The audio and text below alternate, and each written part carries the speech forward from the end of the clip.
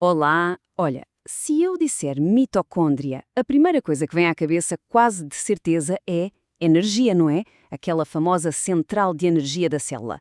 Mas e se eu disser que isso é só o começo da história? Pois é, essa mesma organela que nos mantém vivos também guarda o segredo para decidir quando é que uma célula tem de morrer.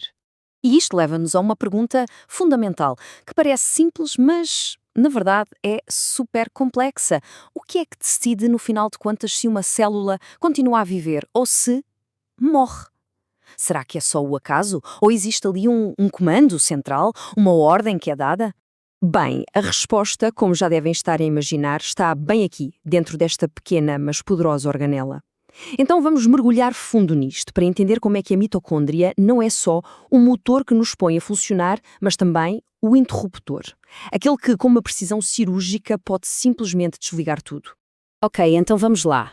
Para começar, vamos falar do que toda a gente já conhece, mas talvez com um olhar um bocadinho diferente. O primeiro grande papel da mitocôndria, ser o motor da vida. Mas toda a energia que uma célula usa para fazer o que quer que seja, vem numa molécula chamada ATP. Pensem nisto. O ATP é tipo a moeda de troca de energia da célula. É o dinheiro. Quer contrair um músculo? Paga com ATP. Precisa de duplicar o ADN? Paga com ATP. Tudo, ou quase tudo, funciona à base de ATP. E como é que se faz este ATP?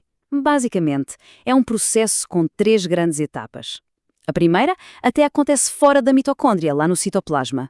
Mas olha, o verdadeiro espetáculo, a parte onde a magia acontece mesmo, as 2 últimas fases, que são as mais potentes, acontecem inteiramente lá dentro. É uma eficiência biológica assim, de cair o queixo, a sério. E depois, na etapa final, a gente encontra uma coisa, espetacular. A ATP sintase.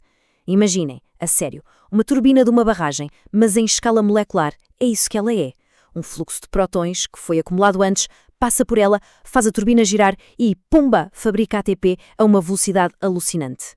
É a engenharia da natureza no seu estado mais puro. Ok, agora preparem-se para a reviravolta.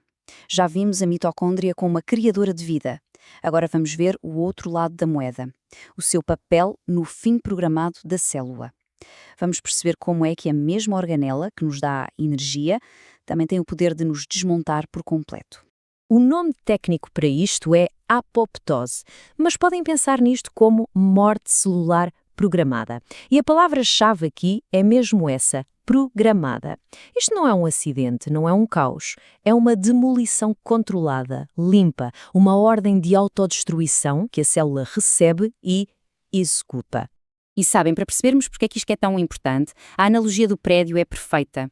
A necrose, que é a morte por lesão, é como uma explosão descontrolada. Deixa destroços por todo o lado, causa danos à volta, inflamação, uma confusão. Já a apoptose é a demolição controlada. Implosão perfeita, é limpa, silenciosa e absolutamente essencial para a saúde do organismo como um todo. Então, a pergunta é, como é que a mitocôndria puxa o gatilho? Bem, imaginem que essa célula está sob stress. Talvez o seu ADN tenha sido danificado. A mitocôndria, ela sente isso. E o que é que ela faz? Liberta uma molécula-chave, o citocromo C. Pensem no citocromo C como o rastilho de uma bomba. Uma vez aceso, ele ativa um verdadeiro esquadrão de demolição de enzimas, que depois, de forma super organizada, começam a desmontar a célula peça por peça, por dentro. Este esquema aqui mostra isso de uma forma muito clara. Olhem bem, todos os sinais de perigo, sejam eles radiação, falta de oxigênio, toxinas, tudo converge para a mitocôndria. Ela funciona como um centro de comando e controlo. E se os sinais de alerta se acumularem e chegarem a um ponto crítico, é ela, a mitocôndria, que toma a decisão final. Ok, é hora de ativar a autodestruição. Ok? Então já vimos os 2 lados. A mitocôndria dá a vida e a mitocôndria tira a vida. Mas e quando este sistema, que é um equilíbrio super delicado, começa a falhar? É aí que a gente entra num território complicado, o da disfunção mitocondrial. O primeiro grande sinal de alarme de que algo não está bem é um aumento na produção de radicais livres. É fácil de perceber com uma analogia. Um motor de um carro a funcionar bem liberta algum fumo. É normal. Agora, um motor velho e danificado começa a deitar um fumo preto tóxico em grandes quantidades.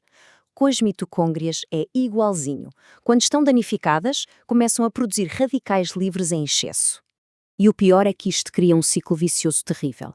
Esses radicais livres, esse fumo tóxico, danificam tudo à volta, incluindo as próprias mitocôndrias e o ADN delas. E o que acontece? Mitocôndrias ainda mais danificadas tornam-se menos eficientes e, adivinhem, produzem ainda mais radicais livres. É uma espiral descendente que, se não for travada, leva ao colapso total da célula. Mas o que é que causa esta disfunção, afinal? Bem, pode ser muita coisa. Pode ter uma base genética, claro, mas também pode vir de fatores externos, toxinas, poluição, radiação. Ou, simplesmente, pode ser o desgaste natural do envelhecimento. É como tudo na vida, não é? Com o tempo, os pequenos danos acumulam-se e o sistema começa a falhar. Mas calma, a história não tem de acabar de forma pessimista. A grande notícia é que nós não somos meros espectadores nisto tudo. Muito pelo contrário. Existem estratégias, e estratégias bem claras e com base científica, para a gente poder apoiar e otimizar a saúde das nossas mitocôndrias.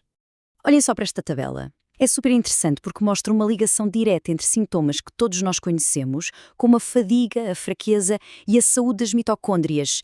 E o mais importante, dá-nos pistas sobre o que fazer. Reparem, nutrientes como o complexo B, o magnésio, a coenzima Q10, isto não são extras, são literalmente as ferramentas de que as mitocôndrias precisam para fazer o seu trabalho bem feito. E atenção, não é só sobre o que comemos. O exercício físico, especialmente o de resistência, é um dos sinais mais poderosos que podemos dar ao nosso corpo. É como se estivéssemos a gritar às nossas células: "Ei, preciso de mais energia aqui!"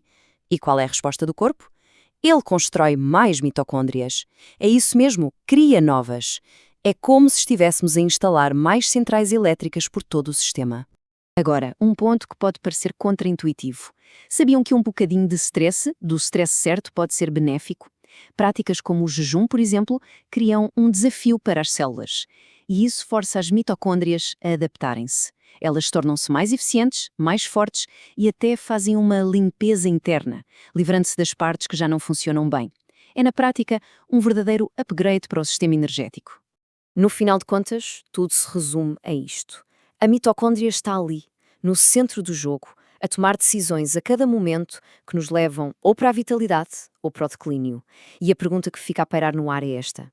As nossas escolhas de todos os dias estão a ajudar a construir uma rede de energia forte e resiliente ou estão, pelo contrário, a empurrar as nossas células para um desgaste prematuro?